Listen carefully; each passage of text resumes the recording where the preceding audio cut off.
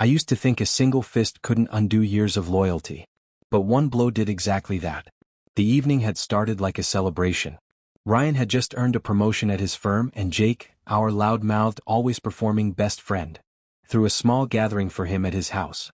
The place glowed with warm lights, polished laughter, clinking glasses, and expensive wine poured like ego fuel. Ryan was the calm one. Thoughtful, charming in a quiet way. He remembered anniversaries no one else cared about.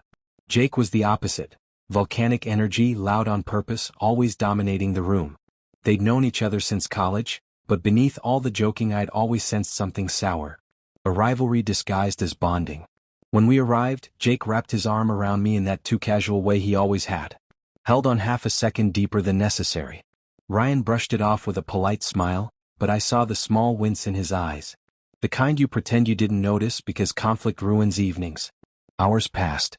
Drinks flowed. Pride inflated. People drifted outside toward the patio while music throbbed faintly in the background. And then, glass exploded. A shatter. A shout. I turned. Ryan was bent slightly, hand to his jaw, a streak of red beside his mouth. Jake stood across from him, fists still tight, chest rising like he'd just won a fight he'd been planning for years. The room froze. Then erupted. Voices overlapping. Names shouted. Questions spitting from every direction. Ryan said nothing. He wiped the blood from his lip with the back of his hand. He didn't lunge back. Didn't curse. Didn't even defend himself. His calm, normally strength, now looked like surrender. Jake, what did you just do? I snapped, shaking. Jake didn't flinch. Not sorry. Not embarrassed. Maybe ask your husband what he said before I decked him, he slurred with an ugly smirk. Every eyeball landed on Ryan. Ryan. I whispered. He shook his head lightly, jaw set. He's drunk. I'm not dignifying this. Jake barked out a bitter laugh. Sure. Nothing. Just your husband talking about my wife like she's some throwback fling. The room inhaled in one collective gasp. Melissa's face crumpled, shame and rage swallowing her expression. Jake stared at me. You honestly don't see how he looks at women when your back's turned? Ryan finally cracked. His voice was steady but laced with something splintered. You're out of control. And you know it. The rest of the night dissolved into whispers. Thin, poisonous whispers. We left in silence. Ryan's hands trembled the whole drive home. He sat in the driver's seat without turning the key. I never said anything about her, he murmured. Not once. I know, I said. But my voice wasn't strong. It shook. That weakness landed like betrayal. He waited for me to look at him. I didn't. That was the fracture. Not visible. Not loud. Just fatal. By morning, rumors had a shape. Melissa met me for coffee and looked at me like I was something pathetic she felt sorry for. Emma, you know Ryan can be inappropriate sometimes. She said it gently, like she was comforting me. Like she was handing me a diagnosis. I walked out numb. Within days, messages stopped being answered. Invitations evaporated. Online silence grew like mold. At home, Ryan got quieter. Smaller. Dimmer.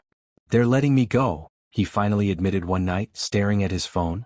Too much unnecessary attention. He didn't even cry. It was more like giving up oxygen.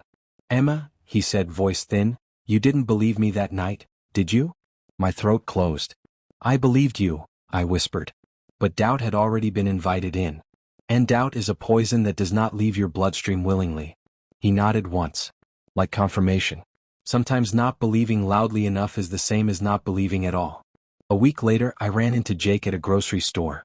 He looked wrecked, scuffed, unshaven, eyes raw. You ruined him, I told him quietly. He smirked, but it lacked confidence. He ruined himself. People only believe what they already suspect. No, I said. You gave them a suspicion to feed on. His smirk wavered. Just barely. You honestly think they needed me to hate him? They were waiting for a story. When I got home, Ryan's things were gone. One note on the counter. I can't stay somewhere I'm doubted. That line gutted me deeper than any punch could have. Weeks later, I heard Jake and Melissa imploded. She'd been seeing another man. Now they're the new scandal. The same people who exiled us now gossip about them like vultures. That's the truth no one wants to admit. A lie doesn't destroy someone. A story does. Not the punch. The narrative that everyone wanted, because it was easier, juicier, cleaner than the truth. And in the end, I wasn't standing beside a husband I trusted. I was standing in a room full of people. and watched every single one choose the version of events that entertained them most. That's who actually lost. Not Ryan.